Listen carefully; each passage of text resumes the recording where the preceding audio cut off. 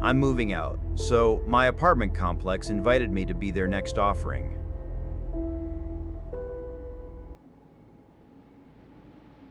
I never should have given them my notice. That's where it all started. I should have just packed my shit in the dead of night and vanished, changed my name, and moved to another country. But I tried to do it the right way. And for that, they decided to orchestrate my personal symphony of hell. It started with the invitation.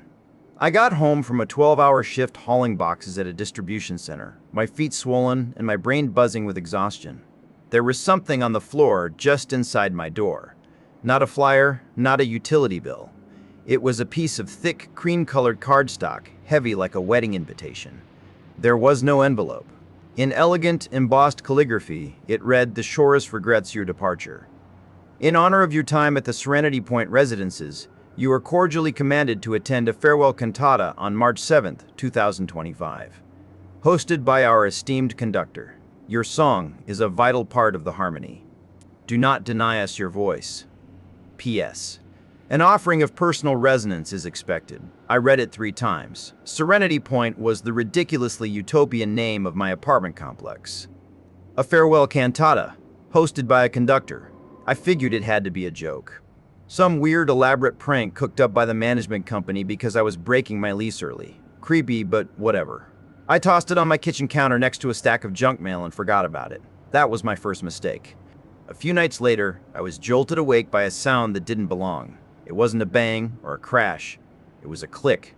The soft, metallic sound of the deadbolt on my front door sliding open. I froze in my bed, every muscle in my body screaming. I live alone. I had locked that door. I'd checked it twice, a nervous habit of mine. Then came another click from the lock on the doorknob. My blood turned to ice. I slid out of bed, grabbing the heaviest thing I could find, a thick glass trophy from a high school debate tournament, and crept into the hallway. The sliver of light from the parking lot outside was cut off as my front door swung silently inward. A figure stood in the doorway. He was tall and unnaturally thin, dressed in a simple dark suit that looked too expensive for this neighborhood. He wore dark, round glasses, even though it was the middle of the night. He didn't have a weapon, not one I could see. He just stepped inside, pulling the door shut behind him with a quiet click. He took a step into my living room, his head tilting as if listening to something I couldn't hear. Then he brought his hands together. In one, he held a long steel tuning fork. With the thumb of his other hand, he flicked one of the prongs. The sound was not loud, but it was agonizing. A high, piercing hum that vibrated through my bones and made my teeth ache. The light bulb in the kitchen flickered, then buzzed in time with the note. My vision swam. I felt a wave of nausea so intense I had to grip the wall to keep from falling. The man just stood there, holding the vibrating fork, a serene smile on his face. He scanned my apartment slowly, his gaze lingering on the packed boxes stacked against the wall. Then, his smile faded. He lowered the fork, and the agonizing sound stopped. The light bulb flickered once more and returned to normal. Without a word, he turned and walked back to the door. He didn't fiddle with the locks. He just pulled it shut, and I heard both the deadbolt and the knob lock click back into place from the outside. I stood there for a full minute, shaking, my ears ringing. My phone. I needed my phone. I fumbled for it on the nightstand and dialed 911, my voice trembling as I tried to explain what happened. The 2 officers who showed up looked at me like I was a lunatic. There was no sign of forced entry. The door was securely locked. I sounded like a crazy person trying to explain it. He just unlocked it. And he had this giant tuning fork, and I trailed off, seeing the look they exchanged. "I recorded it," I said suddenly, a surge of adrenaline hitting me. I propped my phone up on the bookshelf when I saw him. I grabbed the phone, my heart pounding with vindication. I opened my gallery. The video was there. I hit play. The screen filled with static.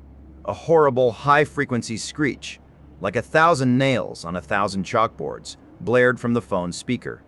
It was the sound from the tuning fork, amplified into pure noise. There was no image, just rolling gray lines. The file was corrupted. I swear, I stammered, showing them the static. He was right there. "Sir, have you been drinking tonight?" the older officer asked, his voice flat. They left soon after, telling me to get some sleep and call them if anything actually happens. I felt a cold, crushing despair. They thought I was wasting their time. Maybe I was going insane. I pushed my heaviest bookshelf in front of the door and didn't sleep for the rest of the night. The next few days were quiet. Too quiet. I started to think maybe I'd had a waking nightmare, a stress-induced hallucination. I focused on packing, on getting out. I just had to make it to the end of the month. Then came the text from my friend Oren. "Hey Reese, you're not going to believe this. My car won't start. I'm stuck, and I need to pick up my grandfather's watch from that little repair shop in the old Northgate Plaza. They close in an hour. Can you please grab it for me? I'll buy you pizza and beer for a week." It was specific. The Northgate Plaza was a derelict strip mall near my apartment that I passed every day. It made sense. I was relieved for the distraction, for a normal, friendly request. "Yeah man, no problem, OMW," I texted back. The plaza was even creepier up close than from the road. Most of the storefronts were boarded up, their signs faded and peeling. A single car, a black cargo van with tinted windows, was parked at the far end of the lot. I found the watch repair shop. The lights were off, and a faded, handwritten sign on the door said closed. That's when my phone buzzed. It was Oren. I answered. "Hey, I'm here. Place looks closed, man." "What place?" "Looks closed, man." "What place?" Oren's voice was tinny, confused. "Dude, what are you talking about?" "I'm at home watching a movie." My stomach dropped. "Your car. Your grandfather's watch, Reese. Are you okay? You're not making any sense. I haven't texted you all day." My hand started to shake. I pulled the phone away from my ear and looked at my message history with him. The conversation from 10 minutes ago, the one that brought me here, was gone. Wiped clean. I have to go," I whispered and hung up. As I turned, the headlights of the black van at the end of the lot flicked on, pinning me in their glare. The engine rumbled to life. I didn't think. I just ran. I sprinted behind the row of abandoned stores, my breath catching in my throat. I heard the van's tires squeal as it pulled out, its engine growling as it sped down the aisle toward me. I ducked into a narrow, trash-filled alley between two buildings, my heart hammering against my ribs. It was a dead end, a high chain-link fence blocking the way. The van screeched to a halt at the mouth of the alley, blocking my only way out. I was trapped. My phone rang again. Noun caller. I stared at the screen, then at the silent, waiting van. With a sense of absolute dread, I answered the call and put it to my ear, saying nothing. For a few seconds, there was only silence. Then a voice, impossibly calm and smooth, spoke. "Reese, a songbird that tries to fly from the cage will only injure its wings." It was the most placid, serene voice I had ever heard, and it terrified me more than any scream. "Who is this? What do you want?" I demanded, my voice cracking. "We want harmony," the voice said gently, "but you insist on singing out of tune." That post on the community forum was very unbecoming. A discordant note in an otherwise perfect composition. I suggest you remove it. "What post?" "I don't know what you're talking about. Take care now, Reese," the voice said. And he hung up. As soon as the call ended, the van's engine shut off. The headlights went dark. A side door slid open, but no one got out. After a minute that felt like a lifetime, the door slid shut and the van slowly reversed out of the alley and drove away. Shaking, I pulled out my phone and frantically searched for the Serenity Point Community Forum, a site I didn't even know existed. I found it. And I found the post. It was from that morning, posted from an account with my name and apartment number.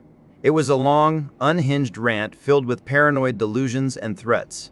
It talked about the endless, maddening music in the walls and a desire to silence the conductor for good. It mentioned cutting the building's main power lines and disabling the fire alarms. It was the manifesto of a violent madman. And it was traced to my IP address. He had framed me. They had framed me. Framed me. I ran home, my mind reeling. When I got to my floor, I saw my apartment door was wide open, and the hallway was full of police officers. "Reese Kaczmarek?" a detective in a cheap suit asked, stepping forward. "We have a warrant." They tore my apartment apart. And in my hall closet, tucked behind some old coats, they found a pair of bolt cutters and a spool of copper wire I had never seen before in my life. The rest is a blur. The handcuffs, the ride downtown, the mugshot. I was charged with making terrorist threats and possession of burglary tools. I sat in a holding cell, my world completely shattered. My court-appointed lawyer, a tired-looking man named Mr. DeMille, showed me the evidence. The forum post. The anonymous tip from a concerned neighbor who heard me muttering about a final performance. The tools from my closet. It was a perfect, airtight frame job. I was going to prison. I sat in that cell for 2 days, waiting for my arraignment, lost in a fog of disbelief. Then, a guard came to my cell. Kazmarek, you made bail. What? That's impossible. I don't have that kind of money. Says here it was posted by a community benefactors, he said with a shrug. You're free to go. Here's your property. He handed me a plastic bag containing my wallet, my keys, and my phone.